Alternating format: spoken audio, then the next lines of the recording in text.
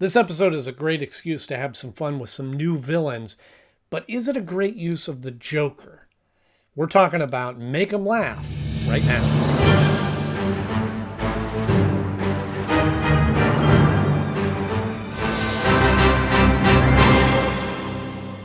Hello friends, welcome back to the show. So glad to see you once again. And if you're new here, thank you so much for joining us, because this is the show for you. If you're like me and grew up on Batman the Animated Series, well then I hope you'll stick around and hit subscribe, because we're talking about each and every episode of Batman, episode by episode, and breaking them down and giving a full review from the perspective of an adult 25 years later. And today we're talking about Make 'em Laugh, which originally aired on November 5th, 1994.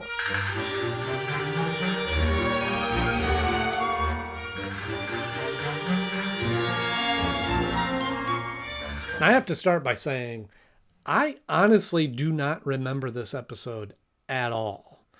And there's been a couple of those episodes that have popped up that I don't quite remember watching as much when I was a kid, or at all. And this one I feel like I would have remembered if I had seen it, but I apparently just completely missed this one. So coming at this show kind of brand new, you'll have to stick around and see where I rank this episode in my list of favorite episodes. And it was fun seeing kind of the new, different, goofy kind of villains, but obviously not knowing anything about this story. I didn't realize that Joker was behind all of this, and I'm not sure if it was the best use of the Joker, but we'll talk all about that right after our 60-second rundown of the episode. We're at a fancy dinner party, and we see the Condiment King show up and start shooting ketchup and mustard everywhere. Batman and Robin show up, and they take him down. They find out he's a famous comic that's going to appear on the show, Buddy something, and they whisk him away, and then they're trying to figure this out. And another villain shows up, the Packrat, turns out to be a comic, and they find this mind control thing on his neck. They look at that. They go, oh, it's got to be Mad Hatter. They go to Mad Hatter.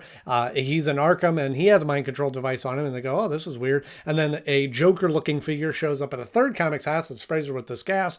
And then they start realizing that, oh, there was this comic that was on the show last year who looks a lot like the Joker that got booted off. And so this must be the plan. And so Joker dresses back up like this comic goes on the show. Batman and Robin show up to stop him. And he's got a villain there, this woman comic, the Mighty Mom or something, and they fight, they duel, and then they send Joker off to Arkham, and he's imprisoned.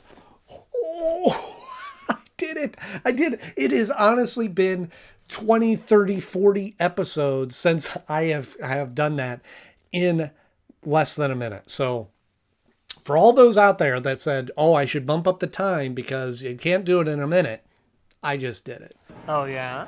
Well, let me show you something, Fruitcake. So the fun of this episode is the different villains. I've heard the Condiment King mentioned before. He's mentioned in the new Lego Batman movie. I think he's appeared in the comics since then, but this was a character that was created for the animated series for this episode. And prepare to cower before the uncanny Condiment King. He's kind of a fun character, but obviously is a joke and is meant to be pretty ridiculous. Although he's got some great puns in there. Knew you'd catch up to me sooner or later.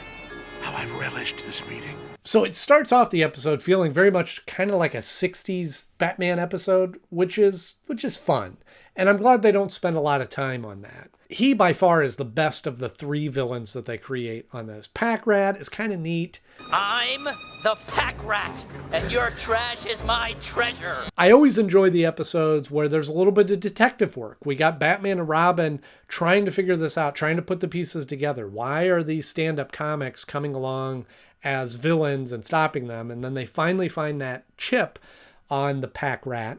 Mind control. This is beginning to point toward our old friend, the Mad Hatter. Which I have to say is something that I've been noticing in this season, the third season that we're on, is that there's a lot more use of Arkham. When I think back to Batman the Animated Series, I remember these elements. I remember that there was a lot in Arkham. And I always liked when they would go there and we'd see the other villains making appearances in the episodes. It really felt like it took them a while to do that. It was late into the first season. And now we're seeing that a lot. And I like that. I like that we're building out this world. It isn't just an episode where, okay, Batman's fighting the Joker and the Joker's in there. Or Batman's fighting Poison Ivy and Poison Ivy's in. they kind of bring in these other villains as secondary characters to the episode, like in this one, where we bring in Mad Hatter. Wake up, Jervis. We have to talk. Who's the obvious assumption when we're dealing with mind control. And it turns out not to be him, and he himself is being mind controlled by the Joker. So this tech was taken by the Joker from him. So it was a great way of putting Mad Hatter in the episode, but not needing to have Roddy McDowall come in and do any lines. Wow, he's really out. And when they finally put all the pieces together, it's kind of a clever story that Joker appeared on this game show to be the best comic. Sorry, pal. We've already made our decision. And for your information, registration closed days ago. So a couple of things on that. One is that this is a kind of story that only really works with the Joker. When you strip it all away, this is somebody done something wrong to a villain and they want to get revenge. And we've seen those kind of stories before and they kind of fall flat. But because it's the Joker in this episode, we have this really kind of elaborate, creative, weird story where he turns these other comics into these weird villains to try to throw Batman off and to get them off of the show so that he can put his own judges in place and be able to win the competition. That is logic that only works in the Joker. Permit me to introduce Judges Knuckles, Vinny, and Kowalski. They'll be presenting me with the trophy tonight. So in that sense, Joker is the perfect character, the perfect villain to feature this story with. It's Joker episodes like these that I do enjoy because it only works because it's the Joker. But guess what? I'm back. And the second point is, what was my second point? Oh, right. The second point of this is this whole show within the show, finding the best stand-up comic. You got to remember, this is like the mid-90s. No, I don't think these shows existed. Right now we have, the Last Comic Standing and all the other ones. I mean, American Idol and X Factor and America's Got Talent and all those kind of competition judge shows. Like in the 90s, they didn't really have that. I mean, they had game shows, but the game shows had a different kind of structure. I can't think of any TV show before the 90s that featured stand-up comics competing or any type of talent competition show like this.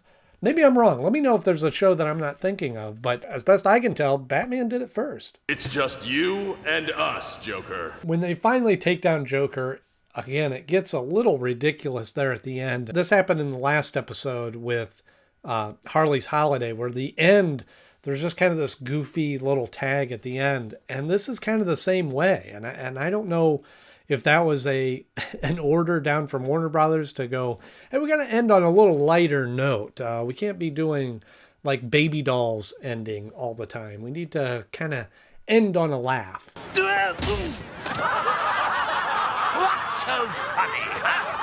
I'll give you something to laugh about. So when it comes time to rank this episode, it's clever, it's fun, it's a good use of Joker. It's enjoyable to watch, but as I was looking through the list, I'm like, the story isn't as solid as some of the other ones. The strengths of a lot of other episodes kind of rose to the top and pushed this one further down. So for those reasons, this episode falls at the number 49 spot of my favorite episodes so far. Just below Terror in the Sky, because like I said, that is kind of a sort of a second part or two-parter to the Man-Bat episodes, but it's such a more interesting story than just Joker seeking revenge. But it does beat out Birds of a Feather, which honestly, Birds of a Feather is just a kind of reform episode.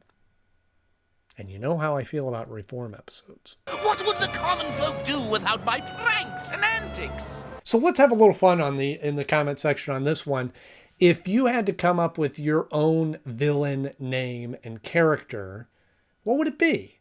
Let me know in the comment section below. And I have an idea of what mine would be. I'm gonna wait. Let's see if we can get maybe 5 other villain names from you in the comment sections, and then I'll share my villain name with you. So let's just have some fun in the comment section. If you enjoyed this episode, hit the like button. If you want to see more, hit subscribe, because we have new episodes, new reviews of Batman the Animated Series coming out every Tuesday and Thursday. And next Tuesday, Batgirl returns in the episode Batgirl Returns.